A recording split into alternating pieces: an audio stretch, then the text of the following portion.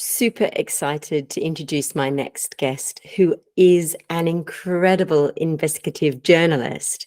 Lynne McTaggart is an award-winning journalist and the author of 7 books, including the worldwide international bestsellers, The Power of 8, The Field, The Intention Experiment, and The Bond, all considered seminal books of the new science and now translated in over 30 languages. Over the years, Lynne's been called a metaphysical rock star, the Madonna of the quantum world, the Malcolm Gladwell of the new science, and even the Dalai Lama. She's constantly voted one of the world's top 100 spiritual leaders for her groundbreaking work with consciousness and the power of intention. Lynne is known for the quality of her writing and in-depth research, her inspirational speaking style, and her uncompromising role as a new thought leader and spiritual change agent. And what's amazing is the way in which you really dive into the topics that you dive in completely without ego, I have to say, because some of these books may be controversial. I know myself, when I read this book, which really blew my mind, it got me into the whole concept of manifestation and questioning the whole concept of reality. So without further ado, I'm going to just let Lynne speak, because she's such an amazing person who has, I mean, you deliver lots and lots of different talks all the time, don't you? So I'll let you carry on. Lynne, welcome. Thank you so much. It's wonderful to be here. And what a great topic, curiosity. It is indeed. And I'm so curious about your journey, how you use curiosity, and how you believe that, you know, curiosity can form these wonderful ideas and lead you on a journey of absolute beautiful discovery that you've clearly gone on yourself. Well, curiosity is at the heart of journalism. And as you mentioned, I am an investigative reporter by training. I started out life wanting to put bad guys in jail. My plan was to do investigative reporting with undercover kinds of equipment. And I did that with my first big story, which was busting an international baby selling ring. And I posed as an unwed mother and then as an adoptive parent, would-be adoptive parent, with tape recorders, hidden tape recorders, and the whole lot. But what it did, and this is way back in my early 20s, is it formulated curiosity as the kingpin of inquiry. And curiosity without an agenda. That's also really, really important with journalism, is you don't know if you're going to get enough information. So you have to pull on a piece of string. And that's what I always think investigative reporting is, and in fact, any kind of area of interest. It's pulling on a piece of string and seeing where that leads to. So for instance, with that baby selling story, sometimes I pulled and I found something amazing, like the first phone call I made, which was just looking in what was then the yellow pages under abortion, because I decided I was going to be posing as an unwed mother. So I found this hotline that was abortion and adoption assistance. And what it turned out to be, to my amazement, was a woman who was working with a lawyer in New York and trying to round up pregnant women who would then be put up by this lawyer and their children put out for adoption. So she said to me, "Don't have that abortion. I have a nice young man. He's an attorney. He'll take care of all your expenses, et cetera, et cetera. You can have that baby. It'll go to a happy home." And she was getting cash under the table for these kinds of referrals. So that was pulling on a piece of string that was very, very lucky. Now, when I moved over to this work, which really started by accident, it started because I had started a newsletter with my husband called What Doctors Don't Tell You. Now it's an international magazine. At the time, it was just a newsletter, but for the newsletter and magazine, we provide information about what works and what doesn't work in conventional and alternative medicine by looking at the medical evidence. And in the course of doing that, I kept coming across really good studies of things like spiritual healing. And I wondered to myself, wait a minute, if you can have a thought and send it to somebody else and make them better, well, that completely undermines everything we think about how the universe works. So I decided to talk my publishers into allowing me to go on a journey without a compass, because I did not know what I was going to find. I wanted to find out why spiritual healing works. I thought, well, maybe there's such a thing as human energy fields. I don't know. And I started pulling on that string. And I started interviewing frontier scientists, physicists, engineers, biologists who were working in consciousness research. And lo and behold, I found that each of them had discovered a tiny piece of a puzzle that collectively compounded into a completely new view of the world, a new science in the making. And so I had to keep pulling on that string. And then once I had found these people and interviewed them many, many times to understand quantum physics and all the rest that's in my book, The Field, I had to put it all together and decode it into ordinary language. So that became my work. But every single part of my life has been built on curiosity. After I finished The Field, I felt there was a bit of unfinished business. I uncovered evidence that thoughts are an actual something with the capacity to change physical matter. So I was curious, how far can we take this? Are we talking about tiny, tiny effects? Or are we talking about curing cancer with our thoughts? So that became my next project. And I wrote the next book, The Intention Experiment, not only to provide an overview of the science of intention, but also to create an invitation. Because at the time, I knew a lot of scientists working in consciousness research, and I had a lot of readers. The field was in 30 languages by that time. So I thought, if I just put them together, I'll have the greatest global laboratory in the world.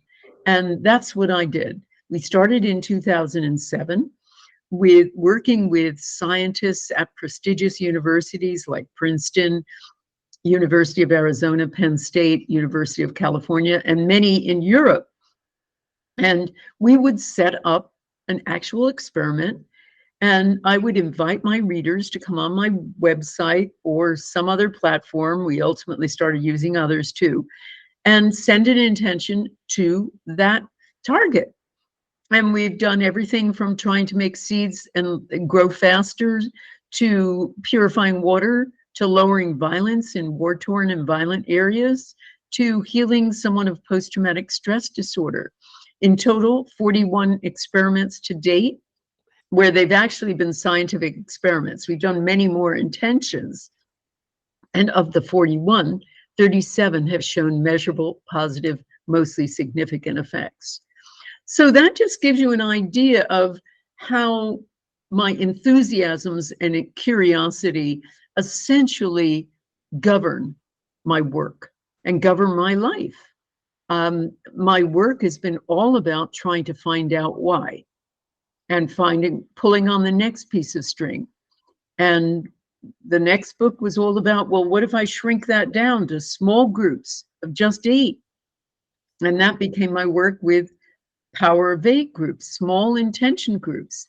I said, can we heal people in these small groups? And the resounding answer is yes. Yeah. Yeah. Incredible. In fact, I do recall going on a couple of those intention experiments. I was one of the people involved, and it just the whole concept of that is just mind-blowing, isn't it? When you think of what I called sort of old science. But really what this is proving is that the masters, the ancient masters and ascended gurus were right. It was very interesting. Recently, I saw that someone had posted that they'd taken a photograph of quantum entanglement.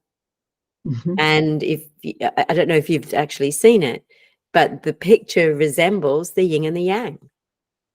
That's so interesting. That is interesting. Yeah, they're spinning. So my gosh, I was like, you know, science is now proving what the ascended masters have been saying, you know, for thousands and thousands of years. Could I just very briefly just touch on the concept of pulling on a string for you? Because what I found is that when I really started to question what is curiosity, I think for me, it was such a driving force. And you are absolutely right. When you're in that driving force and when you want to know the truth, which is essentially what you've been describing, you want to know the truth. What is this? What's going on? And can we do more with this information? You know, what else don't I know, in other words? So pulling on those strings, what I find is particularly interesting is that you don't have an agenda, and that means that the information that you're finding is non-biased. So for me, I think that's particularly important and powerful when it comes to ultimate truth. So I'd love to know your idea on that. Well, it's fundamental to journalism, and it's an aspect of journalism that has got lost. Yeah. I mean, I am shocked at young journalists. I'm shocked at what goes into the newspapers now, because when I grew up and when I started working as a journalist, objectivity was really important. Yeah. Being able to prove something was really important. Not having an agenda was central to the work. Yeah. And I'll give you an example. After I discovered this big international baby selling ring, I went on to do a book called The Baby Brokers, and I covered a number of lawyers who were engaged in what is called gray market adoption with highly questionable activities. There was one guy in California who used to put ads in the paper saying, "Don't have that abortion. Have your baby and a Caribbean vacation at the same time." Wow. And he had essentially a Caribbean home for the unwed, where he would have these women answer his ad, send them down here, and then essentially arrange to broker their babies at great cost. And in the process of doing this, there was one fellow who had a really intricate system of different agencies all getting around the law. I mean, as a lawyer, he probably knew the law really well to be able to just bypass this, bypass that. And I had a friend of mine who was a lawyer saying he's guilty as sin. And I used to say to her, "Barbara, he may well be, but I don't have the evidence." And I looked all night one time, stayed up all night thinking about what to do and what to write. And I realized I don't have it. I could destroy this guy's career, and I don't have enough evidence. And even though I think he's very sketchy, he even threatened me one time. Wow. I still felt I don't have the evidence. And that is sacrosanct. Yeah. So it's really important not to have an agenda. Now, when you're even just talking about curiosity in your life, I think it's important to be open-minded always. And the moment you are closed-minded, you stop yourself from actually seeing. And I do want to emphasize too, that one of the things that is involved in longevity that we have noticed and uncovered and written about in What Doctors Don't Tell You is curiosity. Yeah. They did a study of, I think, nurses who had reached their centenary. And they wanted to know what the common thread was, and they found in all of them it was curiosity. Staying curious about the world, staying curious and engaged is really, really important. Yeah. And for me as a journalist, it's really important these days, watching the bias that has occurred in articles about us, articles about me, articles about COVID, articles about just about everything. Every single publication I can see has such an agenda now that journalists don't know how to be journalists anymore, which Yeah. is pulling on the piece of string and making sure you've got the evidence. And that, I think that's lost, and that is tragic. But it will never be lost with me. It's something that really informs what I do. And while, of course, I have chosen a particular subject, the science of spirituality. So in a sense, my bias is saying the new science is incomplete, but that's based on that's a conclusion based on copious evidence Yeah. that the new science doesn't even explain how or reconcile the science of the small, quantum physics, with the science of the large. And there's much more evidence coming out that connects the two. Yeah. Yeah, it's so interesting as well. I think particularly when we look at science, what I found really interesting is that when I was doing my research on curiosity, there's nobody really studying it properly. And so what's really funny is that the information that I was looking at, the publications that were scientific, they would cite that curiosity was there and yet completely ignored it. So it is fundamental to a lot of the evidence that they've found, or these publications that they've written, the experiments that they've done, and the research that they've done. It is there, but it's just been ignored. And what's another really amazing thing, and I don't know if you've come across this, but curiosity reducing dementia-related diseases. Oh, so, yeah. I mean, it's key. It's key to actually healing or preventing all kinds of illnesses, whether it is dementia, and keeping your brain curious and sharp is really key to overcoming or preventing dementia. So that's really important. And I think it's really fundamentally important for your life.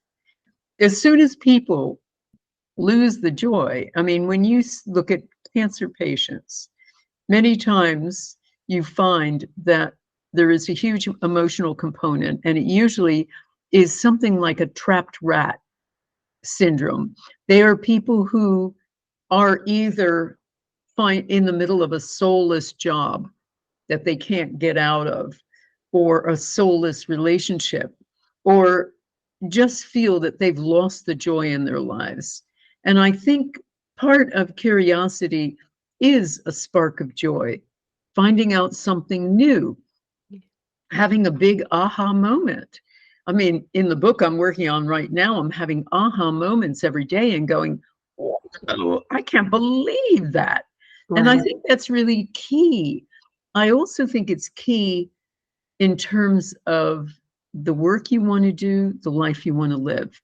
And at this point in my life, it's really interesting to look back and to realize that curiosity and taking a leap have formed pretty much all of my work. In fact, all of my life.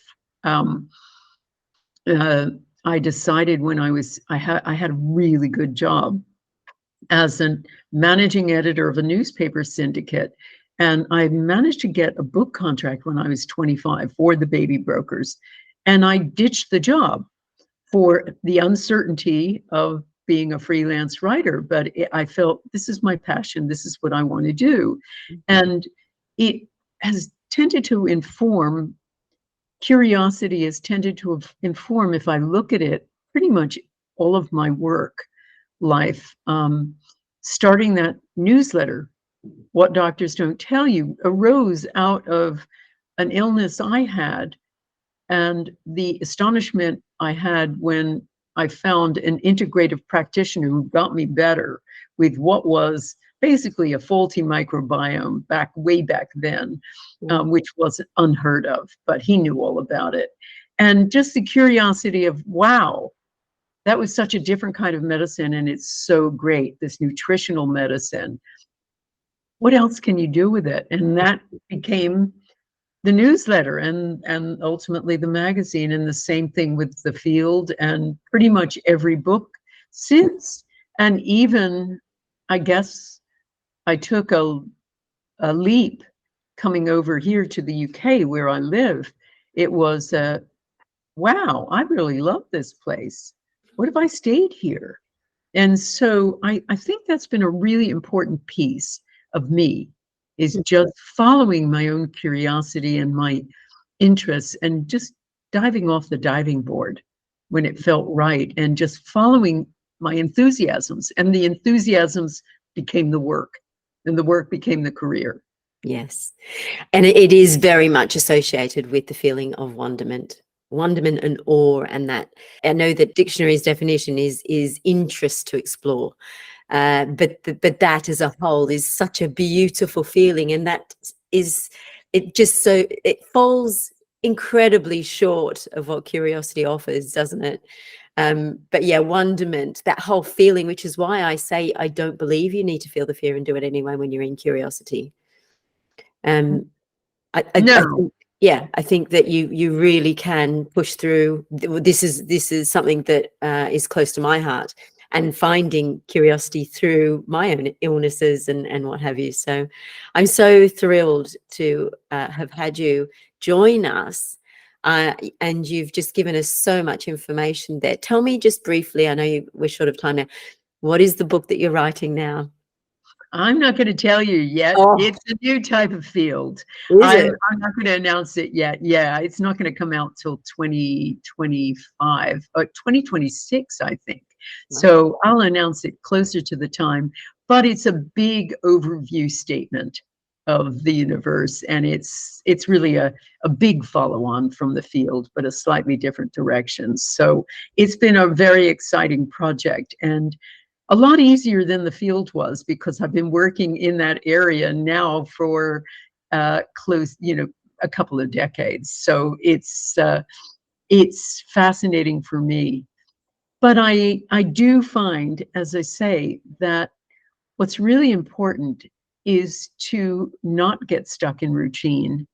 To even some of the things that I do with my students, I teach them intention and the power of their thoughts, and how thoughts can affect themselves, each other, can heal everything in the world. And I'm demonstrating that with our Power of 8 groups. I've seen tens of thousands of healings with these small groups. And one of the key elements is getting people out of routine. Getting people, even if it's walking down, going to work, a different path every day. Yeah. But just keeping your eyes open. There is a guy called Jack Panksepp, who is at Bowling Green University, and he identified among humans and most animals, 7 key emotional components that are really important, that we both share, that we all share. And one of them is seeking. And by seeking, he means staying curious. It's not the catch, it's the hunt. Yes. Needing to hunt for things. And he found that is the key. It's the mother lode of all emotions. And so I talk about that a lot. And that is all about staying curious. So I've got one really great suggestion for people, which is my way of staying curious with my husband.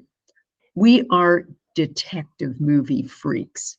We love every possible whodunit. And I suppose because we're both journalists, we like to figure out, who is the guilty party? So we watch detective shows all the time. You name it, we've watched it. And we're always just poised to figure out who did it, really. So that's our little eye candy, I guess. And it's also our way of turning off and still turning on curiosity. Yeah, yeah. And it's interesting as well. Three-time TED Talker Esther Perel always talks about using curiosity to stay connected. In fact, when she divorced her husband and then remarried her husband, she apparently said that it was because that curiosity was lost in the relationship, and when it was rekindled, that they managed to get back together and reunite. So that's amazing. Thank you so much. I am absolutely thrilled to have spent this much time with you, and I'm very grateful for your time, and I will continue to follow you and support you. And I cannot wait to. I will definitely be putting that in my diary to keep an eye out for your book. Wonderful. And if people want to find out more about me, they can come to lynnmctaggart.com and find out about all of my intention courses. I run courses for professionals called Become a Better Healer, using better thoughts and words. Intention has become a real cornerstone of my work since the field. I have a new course called The New Science, which is a kind of bite-sized chunks of all the new science behind my my last 4 books. And also I have a big intention masterclass, and we'll be talking more about that in November. But people, if they want to join my intention experiments or anything else, intention experiments are always free, and there's lots of free tools if they come to lynnmctaggart.com. Thank you so much for your time. I really appreciate it. I'm It's very, been very grateful. It's been my joy. Thank you.